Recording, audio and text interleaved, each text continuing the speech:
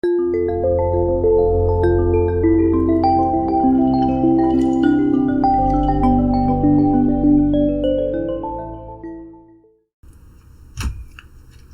bienvenidos nuevamente al canal. En esta ocasión continuaremos con las clases de almacenamiento en paralelo para dispositivos de Internet de las Cosas. Bien, este tema es complejo y es con la que vamos a empezar la introducción al paralelismo y la concurrencia. Para ejemplificar esta situación, vamos a trabajar con el problema de la escala. Últimamente para muchas cosas usamos servicios web. De hecho, la gran mayoría de los servicios actualmente son únicamente web. ¿A qué me refiero con esta afirmación? A que prácticamente todo lo que realizamos con nuestra computadora tiene que ver con alguna conexión a internet, incluyendo un montón de juegos, incluyendo por ejemplo la escritura de textos, hojas de cálculo, porque ya llevan servicios sociales o servicios de internet colocados dentro de sus aplicaciones, a diferencia de algo que sucedía en la década pasada. Bien, ahora también tengo que hacer un pequeño aviso, y es que me voy a tomar varias licencias a la hora de explicar este tema. Entonces, para aquellas personas que conozcan más del tema, que sean administradores de sistemas, que sean ajenos a la clase, ténganme un poco de paciencia. Les repito, esto va un poco más desde mi experiencia y tampoco significa que tenga que tomarse como una ley, y algunas de las afirmaciones que haga en respecto a lo que voy a presentar no necesariamente son ciertas en todos los casos. Entonces, también evalúo desde esa perspectiva. Bien, vamos a ver. Para este ejemplo vamos a comenzar con un stack LAMP. ¿Qué significa LAMP? Linux, Apache, MySQL o MariaDB y PHP. Es uno de los stacks más clásicos que existe para servicios web y páginas web en general.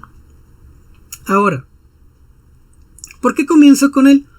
Porque a final de cuentas su popularidad es tanta y a la fecha sigue siendo uno de los stacks más utilizados para pequeños emprendedores, que no podemos omitirlo pese a que tiene algunos grandes pequeños detalles.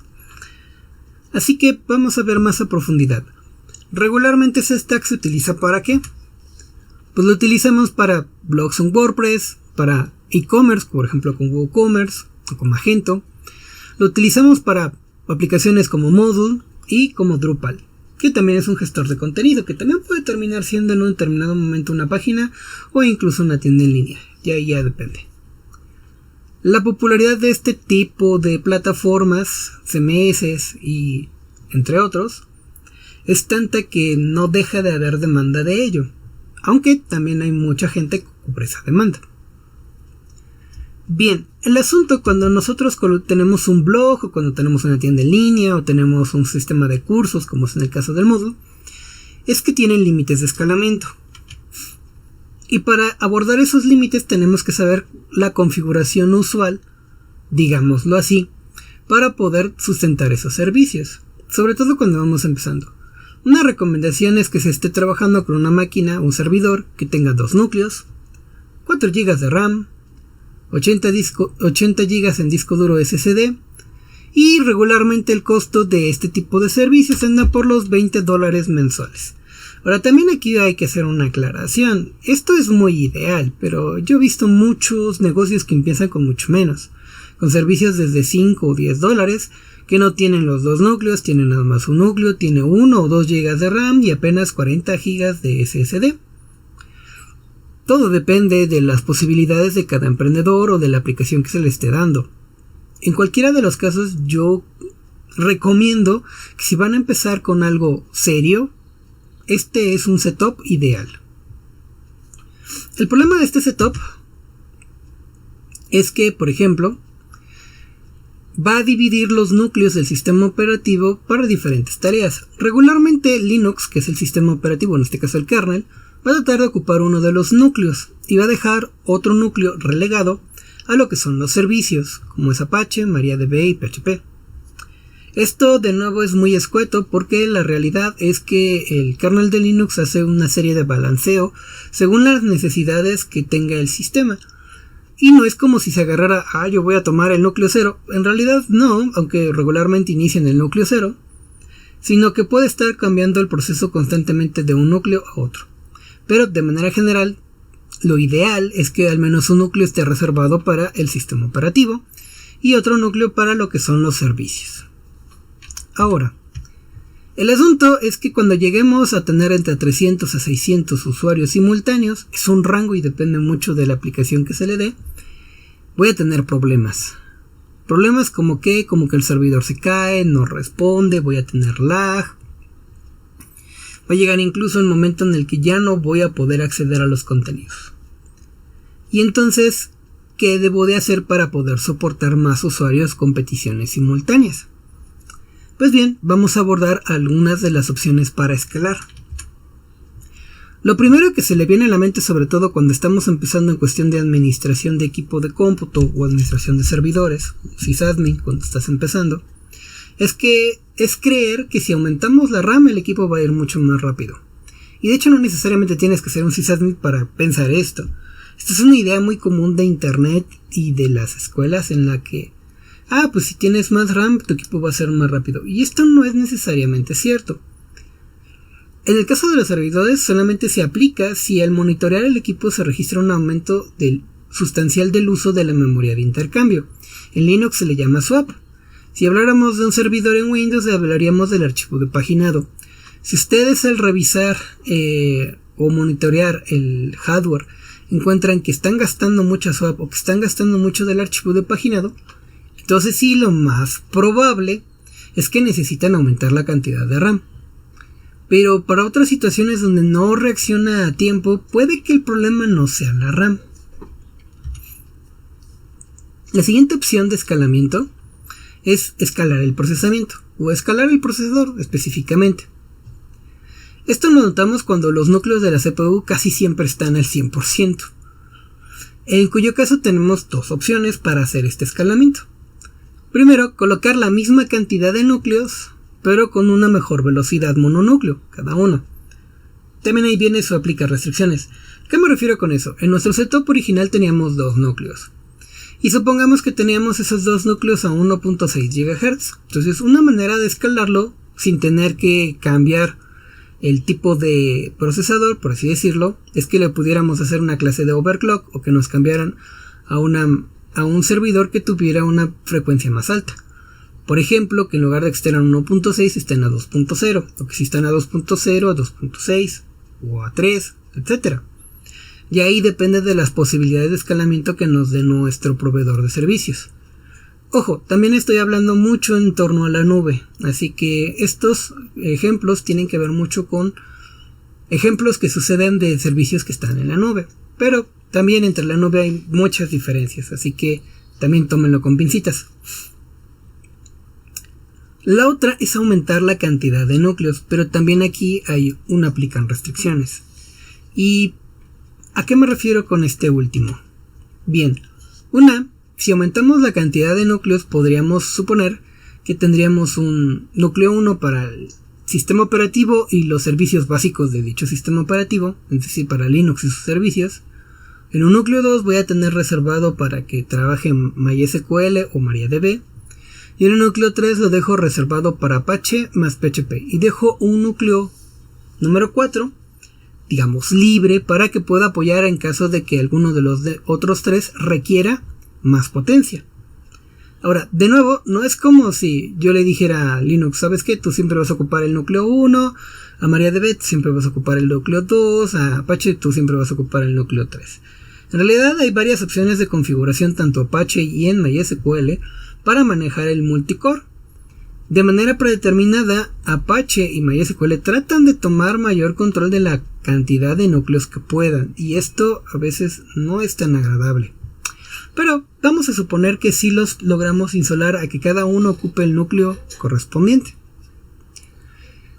Aquí habrá notado que Apache siempre está pegado con PHP, y es que para que pueda ejecutarse PHP, Apache es el que tiene que empezar el hilo que será ejecutado con PHP. Entonces, para esa situación hay una opción, que es cambiar la configuración de Apache más PHP por una configuración donde se separe a PHP de Apache.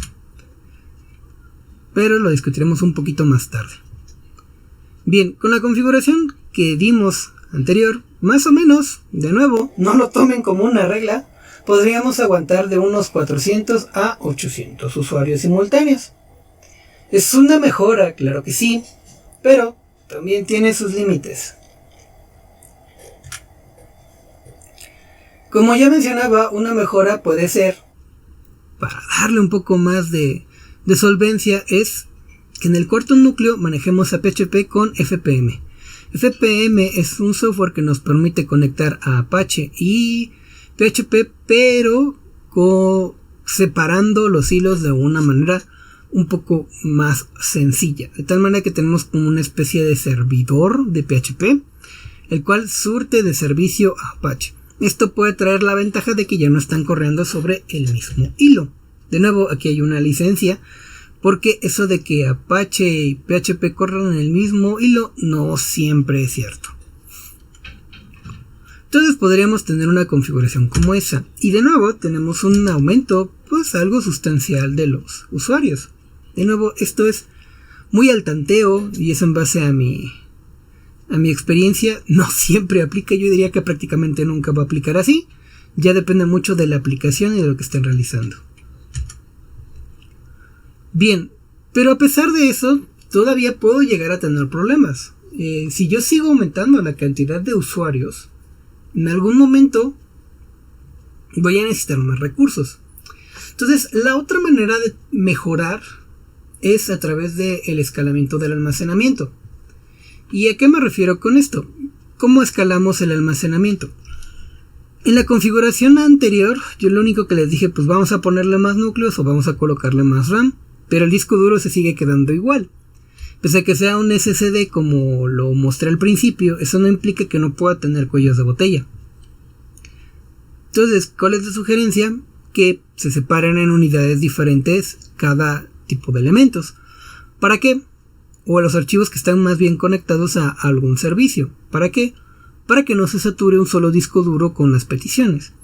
Es ahí donde se sugiere tener una unidad únicamente para puros archivos web, es decir, aquellos archivos en los que está en contacto Apache. Otra unidad para pura base de datos, para que todas las escrituras dentro de la base de datos no afecten a el performance dentro del disco duro que surte servicio a los archivos web. Y otra unidad para el sistema operativo, para que el mismo sistema operativo, aunque no haga muchas escrituras, no intervenga tanto en la latencia que pudiera tener la base de datos o los archivos web. Entonces, tener unidades diferentes independientes es lo ideal. Ahora, dije unidades, ¿y por qué no dije discos duros? Porque también depende de cómo esté funcionando. Si están ustedes en un servidor, bueno, en un proveedor de servicios en la nube, puede ser que venda pequeños bloquecitos de un gran disco duro como discos duros independientes. Y aquí es donde hay un problema, porque puede ser que yo tenga, sí, 3 unidades que hipotéticamente yo creo son independientes, pero en la realidad mi proveedor de servicios las tiene en el mismo disco duro, en cuyo caso queda exactamente igual. Pero si hay esa diferenciación entre unidad y otra unidad, pues sí es posible lograr una mejora en el performance, en el rendimiento en sí. ¿Y eso cuánto me pudiera dar? Pues de nuevo, un al tanteo podría ser entre 700 a 900 usuarios simultáneos. Siempre es una mejora. Y bien, ¿qué pasa si sigo teniendo más usuarios? Porque hay servicios que tienen mucha mayor cantidad de usuarios. Por ejemplo, WhatsApp es uno de ellos, Telegram es otro, mismo Facebook, Twitter, tienen muchísimas más veces de esta cantidad en una unidad de tiempo. Entonces, ¿qué podemos hacer? ¿Podemos seguir escalando el hardware? La realidad es que sí podríamos seguir escalando el hardware, pero también tiene límites. Yo aquí propuse una configuración con 4 núcleos y pues perfectamente podríamos continuar y ponerle 8 núcleos. El detalle es que hace algunos años, por ejemplo, Apache no aprovechaba correctamente el multicore. Ahora en la actualidad ya lo hace, pero hace algunos años no lo hacía. Eso significaba que aunque ustedes tuvieran muchos núcleos, Apache seguía ocupando uno y ya. Esto porque estaba diseñado para trabajar en un solo núcleo. Hasta la fecha, si está mal configurado Apache, pueden terminar donde no ocupe toda la capacidad de todos los núcleos. Entonces, si escaláramos a 8 núcleos o a 16 núcleos, pues no garantiza que realmente le saquemos el provecho, a menos que verifiquemos la configuración de Apache. Pero aquí también hay otro problema. Hace lo mismo MySQL o MariaDB. Eso significa que si yo tengo una etapa con alto estrés de trabajo, va a significar que Apache y MySQL van a estar compitiendo por la misma cantidad de núcleos. Y ese es un problema. Porque aunque yo tenga 8 núcleos o 16 núcleos, como ambas aplicaciones quieren ocupar la mayor cantidad de núcleos, estarán compitiendo entre sí y se van a estorbar entre ellas, haciendo que mi sistema operativo trabaje más para determinar si le permite acceder a un núcleo o a otro a cada aplicación. Aparte que hay otro problema más grande. Si yo quiero tener un servidor de 16 o 32 núcleos, ya no es tan fácil que yo lo contrate simplemente como un servidor en la nube. Más bien tengo que contratar un servidor de tipo bare metal, es decir, uno físico, dentro de un data center. Y eso no es precisamente barato. Además que estar escalando constantemente de lo que es procesador también es algo relativamente caro. Y retomando, si lo tenemos en un data center, pues ya me está generando muchos más gastos. Porque no es solamente agarrar y pues voy a arrendar o voy a comprar un servidor y lo voy a meter en el data center. Si yo hago esta última, pues también tengo que revisar los discos duros ocasionalmente, tengo que realizar varios elementos de mantenimiento al hardware que no los tendría si yo los contrato en la nube. O que por lo menos los va a realizar otra persona que no soy yo. Entonces aquí es donde tenemos una serie de pequeños inconvenientes. Escalar de esta manera es posible, sí, pero regularmente es caro. Entonces, ¿tenemos alguna otra opción? La realidad es que sí tenemos otras opciones. La otra opción que se ha popularizado bastante es la orquestación de servidores, y la venimos haciendo desde la década pasada y un poquito más, el cómo está su funcionamiento. Y vamos a ver un poco de su esquema. Partamos de donde sabemos. Teníamos un servidor con 2 núcleos, 4 GB de RAM, 80 GB en SSD y $20 al mes. Y sabemos que entre 300 y 600 usuarios simultáneos es donde se empieza a romper. Entonces, ¿qué hacemos? Pues lo primero que tenemos que hacer es separar mi stack. Mi stack, de ser un LAMP, va a terminar convertido en 2 servidores, donde en un lado de un servidor tengo a Linux, Apache y PHP, y del otro lado voy a tener simplemente MySQL. ¿Esto por qué?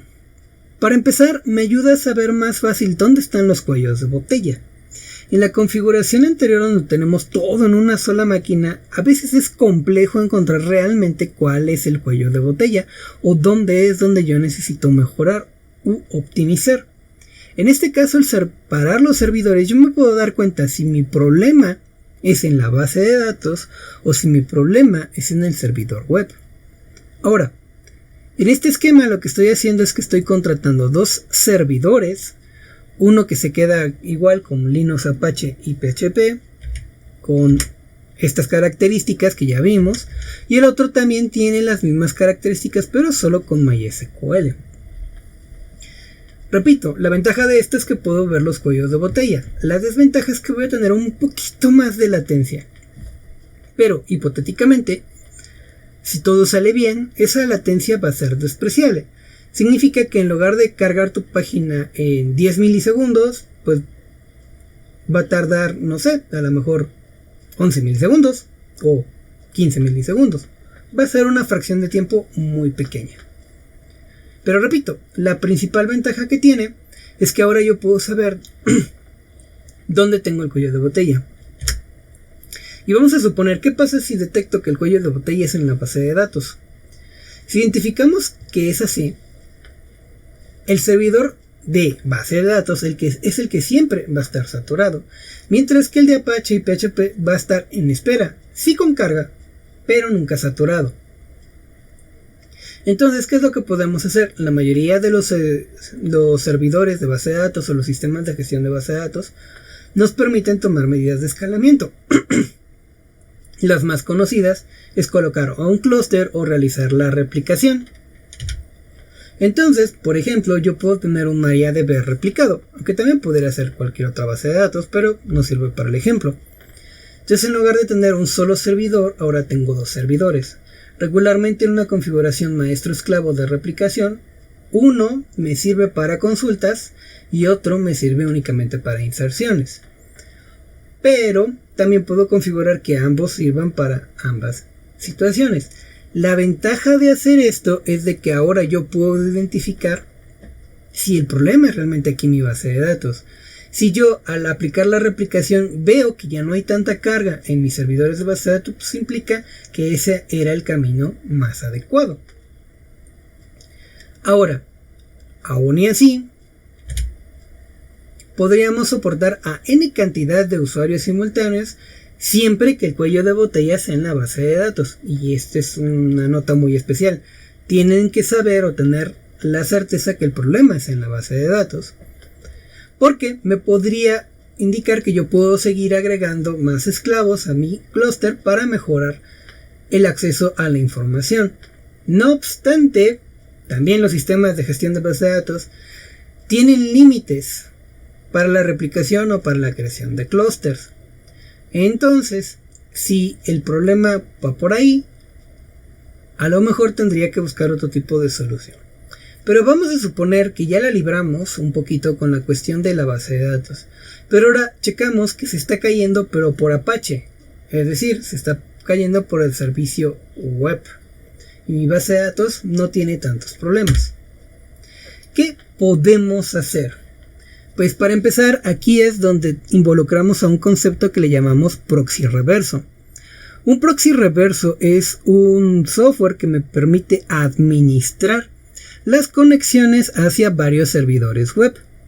Apache tiene la capacidad de trabajar como proxy reverso, pero cuando eso sucede, puedo tomar la elección de que ese servidor de Apache ya no necesite PHP, porque él no va a procesar absolutamente nada. Él solo va a balancear qué tanta carga puede seguir otros servidores. Y así es como tenemos este esquema, donde tenemos un LA, un Linux y un Apache, nada más, como proxy reverso, que administra las conexiones y peticiones a dos servidores de tipo LAP, es decir, Linux, Apache y PHP, que son los que van a tener copias de la aplicación de PHP, que a su vez se va a conectar a las bases de datos que están replicadas o en clúster.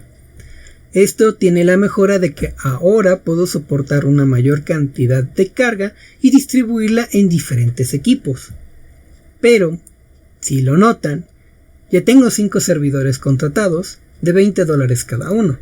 Significa que estoy gastando $100 al mes.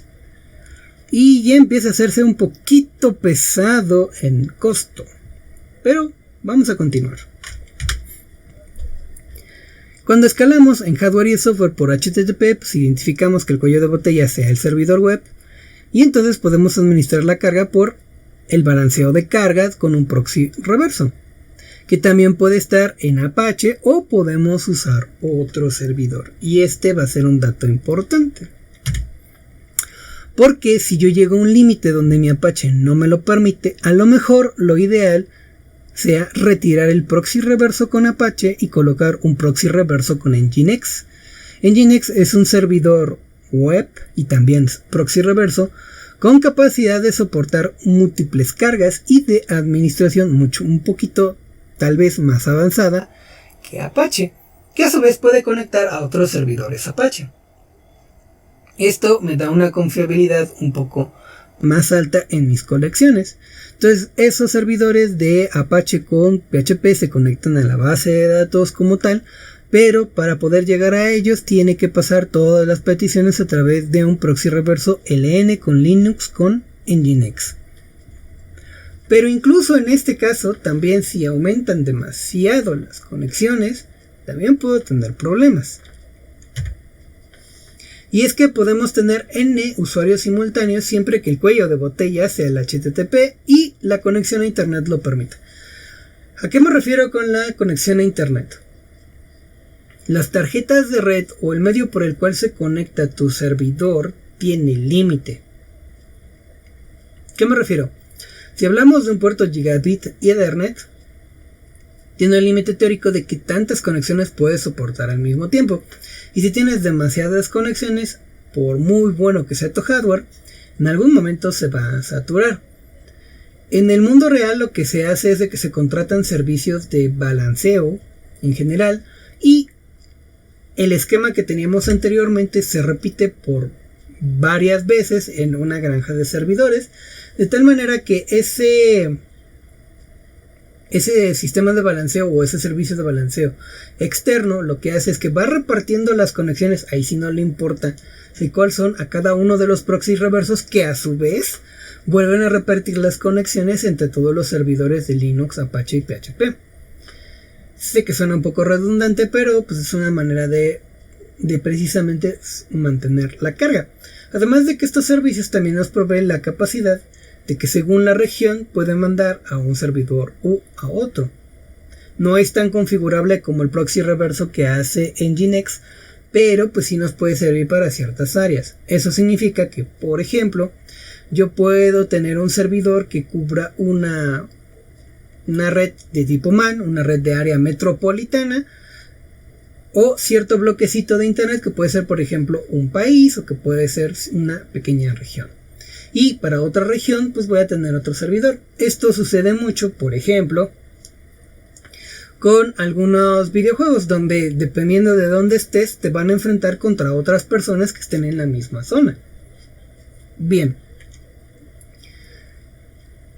Pero todavía no es la única solución. Y aquí el detalle con el tipo de implementación con el proxy reverso así es que pues de todas maneras estoy como metiendo mucho hardware. O sea, a lo mejor es hardware en la nube, pero no deja de ser hardware. Sí, ya no tengo hardware físico como lo mencionaba al principio, pero ahora pues tengo muchos pequeños servidores de $20 que están haciendo mucha chamba. ¿Hay alguna manera de mejorar un poco esta situación? En realidad, sí. Y es que, vamos a colocar, ¿hasta qué tanto podemos seguir escalando con una orquestación? Pues podemos seguir escalando tanto como nuestro dinero nos lo permita. ¿A qué me refiero? Podemos seguir incorporando elementos al clúster de base de datos siempre que el clúster me lo permita y siempre que sea una buena idea, es decir, que voy a tener una mejoría. Puedo seguir metiendo más instancias de PHP, Linux y Apache. Sí, siempre y cuando sea una buena idea con el balanceo de carga que ya tengo con Nginx. O puedo meter varios proxy reversos si yo tengo un servicio extra.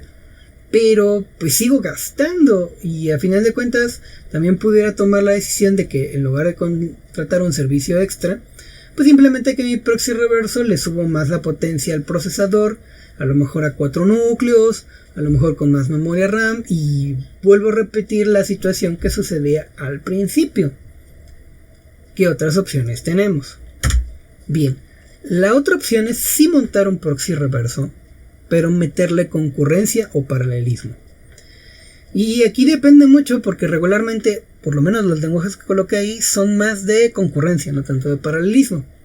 Estos conceptos serán explicados posteriormente, pero lo que sí quiero que sepan es que al involucrar un proxy reverso escrito propiamente a la medida en algunos de estos lenguajes, nos da la capacidad de tener cosas interesantes. ¿Cómo qué? Bueno, ¿qué pasa si metemos concurrencia o metemos paralelismo? De nuevo, ahí estoy tomando una enorme licencia, porque no son lo mismo concurrencia que en paralelismo, y para este caso específico más bien funcionaría la concurrencia. Si identificamos que hay un cuello de botella en las peticiones al servidor, lo que podemos hacer es administrar la carga. De nuevo, por medio de la implementación de un proxy reverso, pero escrito a la medida. que retrase o distribuya las conexiones según se requiera, lo cual en algunos casos puede significar un ahorro de infraestructura. ¿Cuál es la diferencia con respecto a Nginx o cualquier otro proxy reverso a escribirlo? Pues que tenemos más control y que podemos hacer cosas muy a la medida para cada aplicación. Por ejemplo, vamos a suponer que tenemos 900 usuarios simultáneos. Cada uno hace una petición, por lo tanto tengo 900 peticiones simultáneas. Y resulta que voy a llegar a la conclusión, o me doy cuenta que mis servidores de Linux y Apache y PHP solo aguantan 300 peticiones al mismo tiempo. Si yo tengo dos servidores LAP, que son los que acabo de mencionar, y solo soportan 300 peticiones al mismo tiempo, y me mandaron 900, pues yo tengo un problema, porque no van a caber ni a golpes en los dos, y habrá peticiones que se van a quedar fuera. Entonces, si yo coloco un proxy reverso que yo programé, yo puedo decir, pues yo ya sé que con 300 colapsan con más de 300 colapsan cualquiera de mis servidores LAP. Entonces, ¿qué puedo hacer? Y si nada más les mando esas 300 a cada uno, es decir, coloco o implemento una cola por prioridad, y las primeras 600 las reparto entre los dos servidores y me quedo en espera de estas 300. ¿Por cuánto tiempo? Pues no mucho. A lo mejor 20 milisegundos. ¿Y esto por qué? ¿Para qué retrasarlas? Para darle tiempo a mis servidores LAP de que terminen algunas de las peticiones que ya han realizado para mandarle las que quedan pendientes. Esto al usuario final, ¿qué implica? Pues básicamente implica que cuando hace una petición, algunos son atendidos muy rápido, pero otros se atienden un poquitito más lento, unos milisegundos más lento. Entonces, ¿qué es lo que sucedería? Algo como esto. Yo repartí las 300 peticiones y ahora mis servidores LAP, cada uno ya terminó 100 peticiones. Todavía le quedan 200 peticiones pendientes, pero ya tengo espacio. Entonces, ¿qué puedo hacer con ese espacio? Pues mandarle 50 peticiones más extras a cada servidor LAP. Y esas 200 peticiones que ya tengo de salida, pues ya las puedo ir mandando a los respectivos clientes web. Ahora, yo todavía tengo 200 peticiones pendientes y los servidores LAP tienen que atender a 250 peticiones. Pero inevitablemente va a pasar el tiempo y van a terminar surtiendo otras 100 peticiones mis servidores LAP. De tal manera que yo tengo 200 pendientes, tengo 200 que ya terminaron y tengo 150 por cada uno de los servidores LAP en espera. Va a pasar el tiempo y voy a poder, si ya tiene la capacidad, mandarle a mis servidores LAP las últimas 100 peticiones pendientes. Pero ahora me doy cuenta que nunca ninguno de mis servidores se saturó. Siempre estuvieron en el límite, pero jamás se saturaron. Y es ahí donde tengo la ventaja de que si yo pongo un proxy reverso a mi medida, yo lo ajusto al hardware que tengo. No tengo que seguir metiendo más hardware a menos que sea estrictamente necesario. Y es ahí donde está la ventaja. Al final voy a tener las 900 peticiones completamente servidas y las puedo regresar a los respectivos clientes. Bien, lo que les acabo de presentar es, repito, algo que se hace mucho en la actualidad. Me refiero a la primera parte de escalar en hardware y a la segunda parte donde escalamos con orquestación. Pero esta parte de la concurrencia, esto último que acabo de mencionar, apenas se está implementando. Y es que tengan en cuenta que cada vez estamos más tiempo conectados. Y si hablamos de dispositivos de IoT, caen en la misma situación. Si yo estoy monitoreando demasiados sensores al mismo tiempo, voy a terminar saturado. ¿Y qué cosas podría hacer? Bueno, puedo aplicar algunas de las técnicas que se han presentado aquí para mejorar el almacenamiento de la información de dichos sensores o de dichos dispositivos de IoT. Pero esa es otra parte que veremos después. En fin, por el día de hoy hasta aquí le vamos a dejar. Espero que no haya quedado tan largo este video y que no sea tan confuso de comprender. Sin más por el momento, hasta luego.